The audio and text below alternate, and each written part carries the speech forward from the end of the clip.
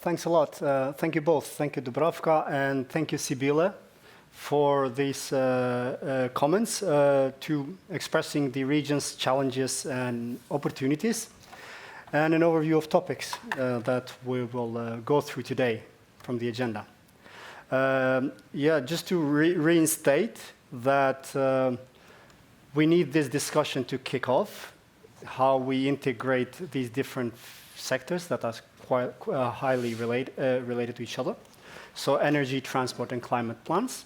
And we hope that today we'll go through some of this discussion.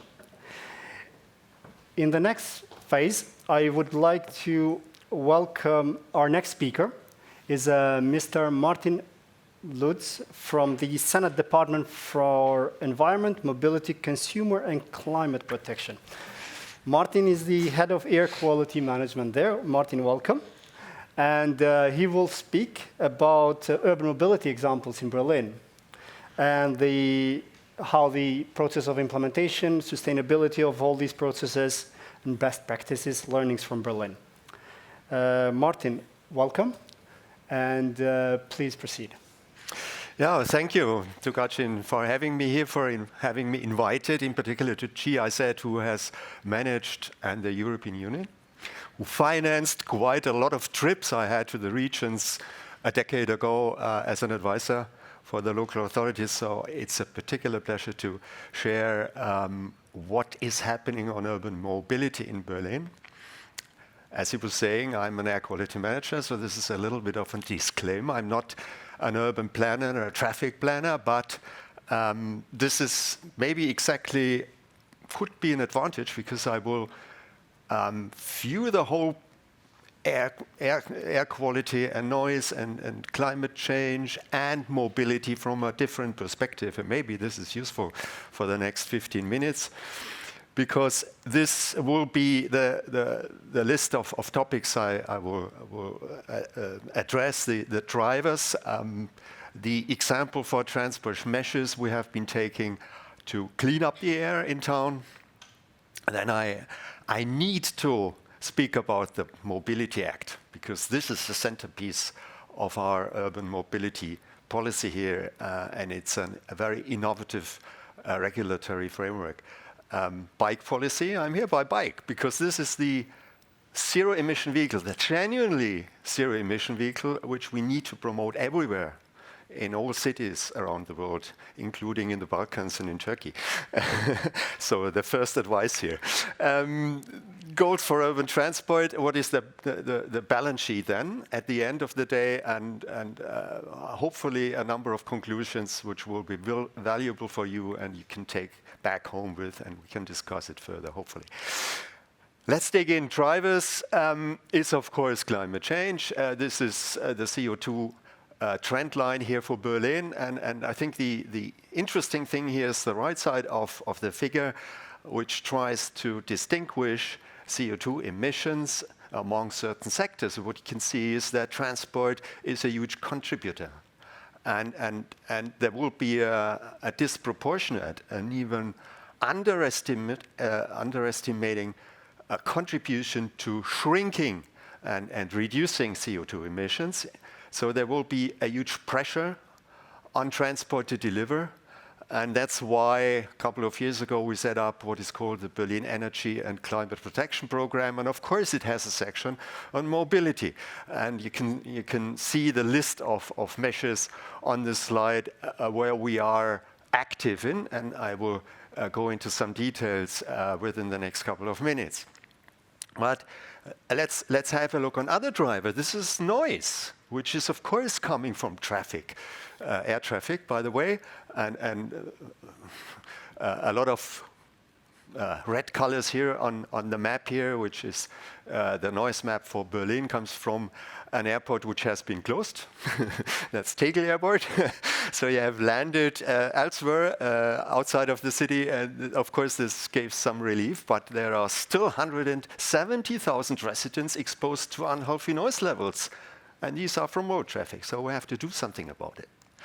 And that's of course my business, the air quality balance sheet, and traffic is appearing here as the main source of PM is particulate matter, and PM 2.5 are the small particles penetrating our lungs, so very unhealthy, and WHO has put that on the agenda by making their guidelines even stricter. And you can see that we exceed these guidelines by quite a margin.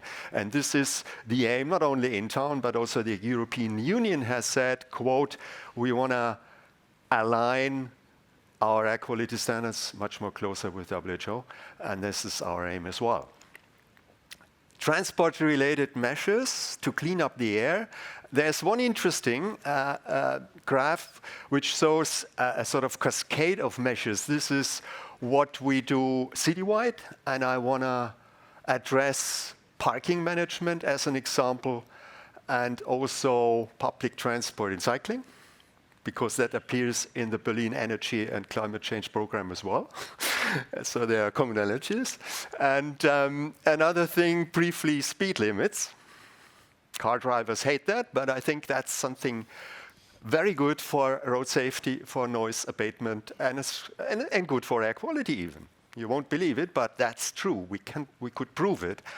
And I won't talk about diesel bans in single roads because this is stupid, and we were forced to do that because the legal situation is like it is. But that's not the topic today, so we will skip that. But there's one pedestrian zone is appearing, and I think this is something I want to briefly touch upon as well. So why do I show that graph? Because from an air quality management point of view, we want to boost activities and measures on the climate change portfolio as well. So we want to support mutually different planning activities. And this is one example of the parking management, which is in the discussion here in town at the moment.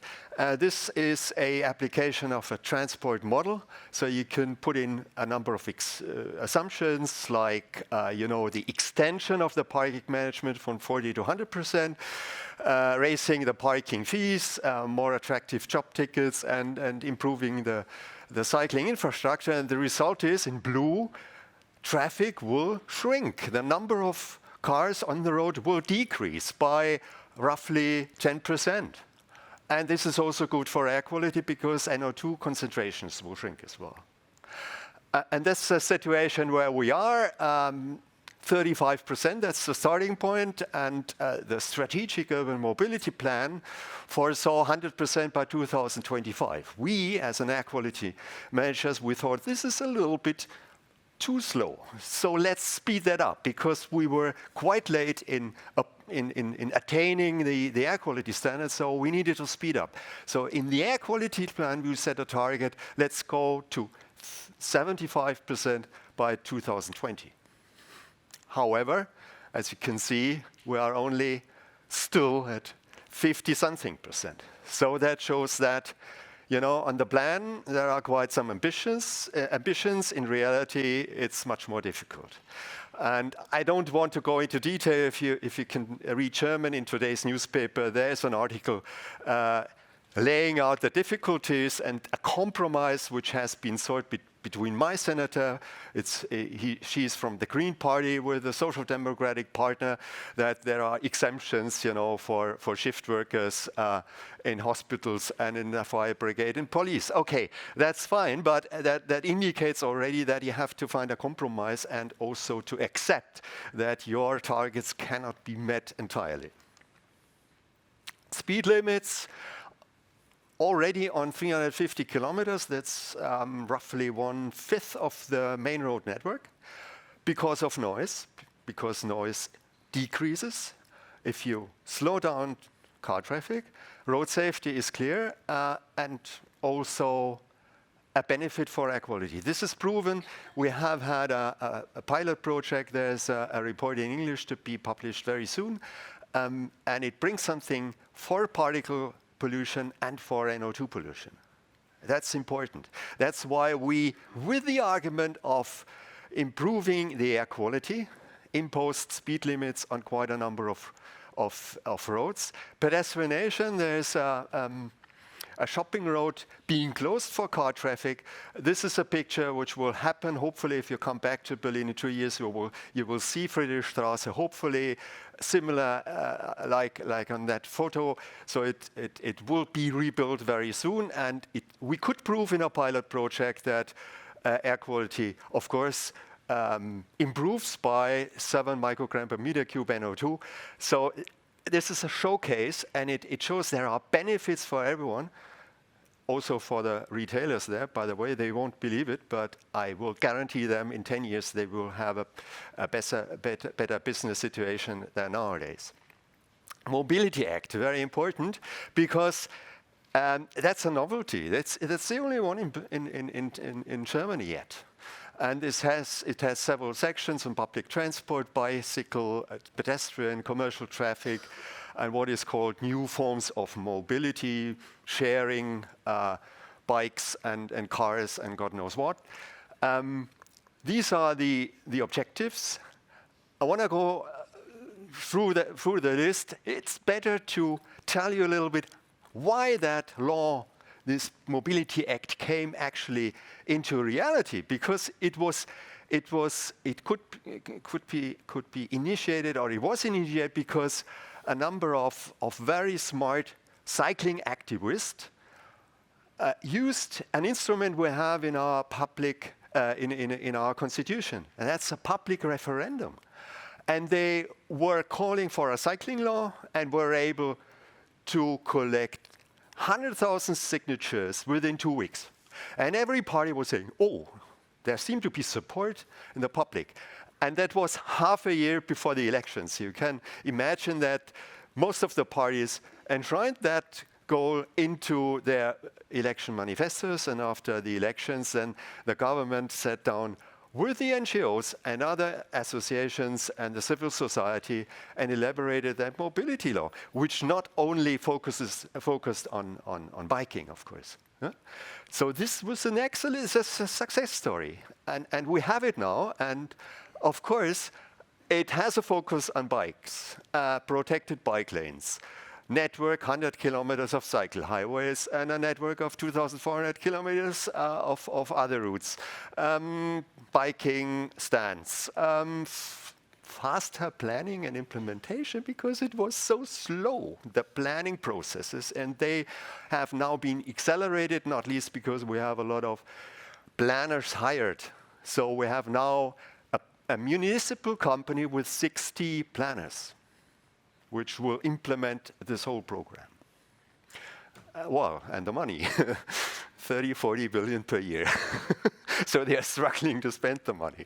But that's good news, isn't it? Bike plan adopted, cargo bike funding program, and you can rent a cargo bike for your own purpose. So that's really great. The corona pandemic actually boosted that process. So clearly, public transport, people shied away to take that. And we saw an explosion of cycling and bike traffic. And of course, there was clearly the need to reserve space for a safe ride. And so this is a situation where it shows the situation before, then the provisional sort of installment of a protected bike lane, and then how it will be, or it is already installed permanently. And this is happening on quite a number of roads through town. And again, we were able, together with the Institute for Advanced Sustainability Studies, IAES in Potsdam, close to Berlin, to show the benefits in terms of a better air quality and a drop in exposure of those riding by bike through that road, which was shown on the previous slide. 5 micrograms or 22% less pollution. Fine, great. This is convincing, and this is why this showcase is something useful to sell your policies and to convince people that it's something good which is going to be implemented. So the bike is the winner of the crisis, and you can see that we had a 20% increase of the biking traffic. Majority in a survey said, well, of course you have to take away the space for motorists, but that's a good idea. And we have seen a roughly 30% growth in bike traffic. And here are some manuals which can be downloaded, how to make a safe space for cyclists within 10 days. Well, 30 days, okay, anyway, but within a very short time frame. 2 slides on public transport, no details, only indicating that it's also a huge program and also a huge bill, 28 billion, which is quite a sum of money. And of course, it's not only covered by Berlin's budget, would be infeasible. So what we needed and what we can benefit from are funds from our national government. But that's absolutely key, also in your countries. There is a discussion internally between, I can disclose that here hopefully, between the Green Party and the Social Democrats. The latter are going for the subway, and I can't tell you why, because you dig into the ground and don't need to take away the space from the motorists. You know, the subway, the U-Bahn is going underground, but it's terribly expensive and also requires a lot of energy for digging the tunnels and the concrete needed and so on. So also from a climate balance sheet perspective, a subway is the second best solution, and that's why the Greens go for the tram, which is overground. Yeah?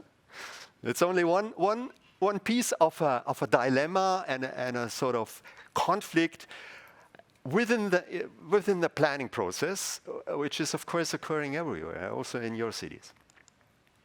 This is the roadmap towards 100% electrification of the bus fleet. We are on track, hopefully having a full electric fleet by 2030. Again, it's an expensive business. And of course, we also get extra money because the electric buses are more expensive and the infrastructure, opportunity charging, or whatever you need to charge the batteries in the buses is expensive too. And that needs to be covered somehow. So where are we in terms of CO2 in the transport sector? Well, you see that until now, it has gone up. So how can we manage the turnaround down to 50% roughly by 2030 in terms of CO2 emissions? And one very important and decisive thing is that technology alone is not sufficient. You need to have a paradigm change, and you need to hopefully achieve a turnaround in the use of the means of transport used by your citizens, so that you hopefully manage to drag them out of their car and put them and or encourage them to take public transport, the bike, or even walk. You know, and this is here presented on the right side of that slide. This is, of course, the future. We are on track, even above schedule on the bike, because the percentages of trips on the bike have increased faster than expected, thanks to the policies presented here, to the investments. But it's much more difficult on the car and public transport side, not least because of Corona, because we are not back to 100% passengers in public transport. We are still at 80%, and it remains to be seen how that develops in the future. Last slide, conclusions. Urban mobility planning needs to help air quality management, climate policy, and noise action planning. Very important. So don't work isolated from your colleagues in other departments. Technical measures are fine. I haven't talked about our strategy on no diesel without filter. You can imagine what it means. I haven't talked about electromobility. I mean, this is default. Sorry, electric vehicles are on the market. You need the infrastructure. I mean, make it. It's difficult, yes, I know. However, it's not sufficient.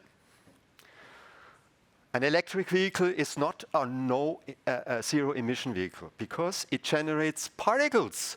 There's an abrasion of the tires. There's abrasion of the brake pads. There's abrasion of the road surface while the vehicle moves, and there's resuspension because there's turbulence, and the dust on the road will be mobilized in the air again. And if you look look at model calculations in London, this non-tailpipe emissions contribute to more than the WHO recommends. So we need to reduce car traffic, irrespective of the technology. We have the Mobility Act. To having that central legal tool is, I think, very important, and you need to be courageous, need showcases. And I remember sipping macchiato in Nena Therese Street in Pristina, and I think nobody would like to have cars there again. And I think to lay out these attractive projects, I think this is key. And of course, work together. Strong coherence across planning activities. This is my key message. Thank you for listening.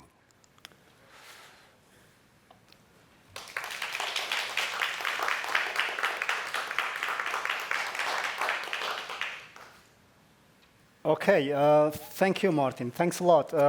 These overviews of urban mobility measures from the perspective of the air quality, from the health, that is very valuable for me, and I can speak for the audience, I trust highly as well. And for the Southeast Europe region that we are representing, as well as the globally. We have few more minutes left, and we can take few questions, if that's okay. I already have a question from a set of questions, but one of them from the participants online. This is from Flues Verena. She's asking, where's the additional money for urban mobility coming from? Are these federal funds or state? It's a mixture. We have altogether in Germany for the regions around 7 billion for public transport.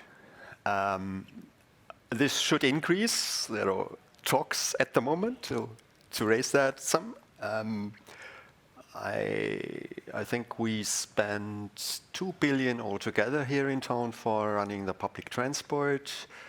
40% comes from our own budget, 30% from state, and the rest from the revenues from the tickets. Mm-hmm. And that's the big problem now, because these revenues have gone down because of Corona. So we need to be very convincing and attractive for people to use public transport, and the government has now, because of the Ukraine crisis, as a compromise, because we will see a temporal drop of fuel taxes, and the Green Party has pushed through a reduction in public transport fees. So we will have, at least for 3 months, a extremely cheap monthly public transport ticket of only 9 euros, valid everywhere in Germany. And here in town, there are discussions to have it free even.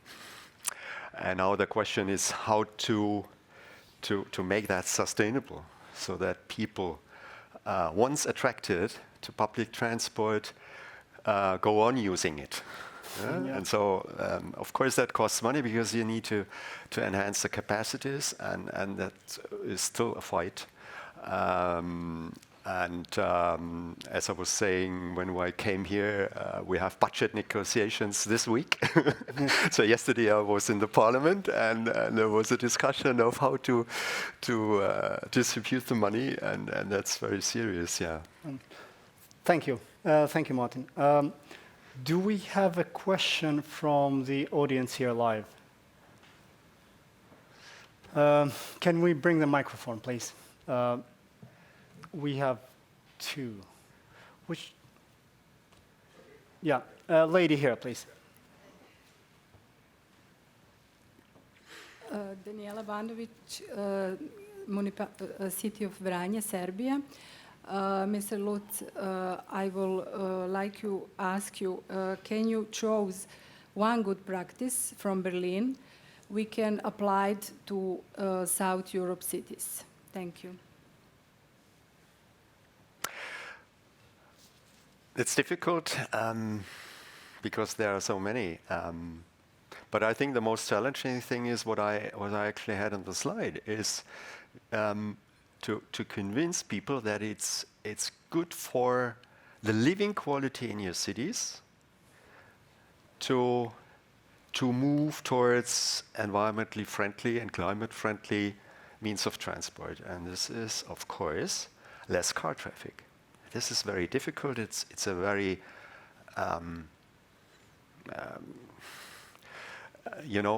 we are not only a car manufacturing country here in Germany, we are a car pampering country sometimes. And it's very difficult. I know it's the same situation down there in the Balkans and also in Turkey, by the way. But I think that needs to be tackled. And it's key to show the benefits. It's good for everyone at the end of the day. And of course, while you offer the benefits, you need to invest in them, extend public transport and the infrastructure for the green modes of transport. That's very easy said and difficult done in practice, but I think that's the best way. Phasing out coal and all these things are nice. Yeah? This is more the benefit for the whole globe. But if you want to have a co-benefit for your city, then you go for a paradigm change in mobility, and that needs necessarily to be moving away from car use. Thank you.